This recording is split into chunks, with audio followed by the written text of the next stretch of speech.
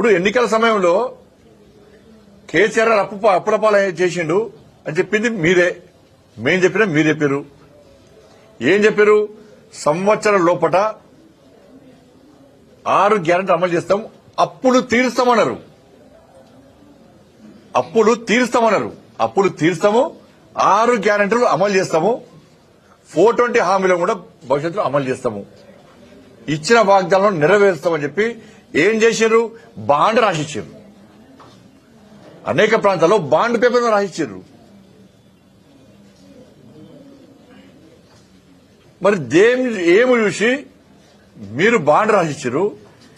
మీరు ఏం ఆలోచించుకొని కేసీఆర్ చేసిన అప్పు తీరుస్తామన్నారు, ఏమో ఆశించి 6 గ్యారెంటీలు అమలు చేస్తామన్నారు చెప్పాలి రాష్ట్ర ముఖ్యమంత్రి గారు. ఇప్పుడు కాంగ్రెస్ పార్టీ నాయకులు చెప్పాలి, ప్రతి ఎమ్మెల్యే చెప్పాలి, రేపటి నుంచి ఏ ఎమ్మెల్యేను వదిలిపెట్టాం, ఏ మంత్రిని వదిలిపెట్టాం, మీరు 6 గ్యారెంటీలు అమలు చేయలేమని చెప్పి రాష్ట్ర ముఖ్యమంత్రి గారు చెప్పారు.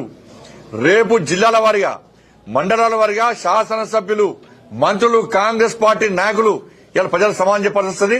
ప్రజలు నిలదీస్తారు. ఇవాళ ఆశామాషి ప్రజలు నిలదీస్తారు.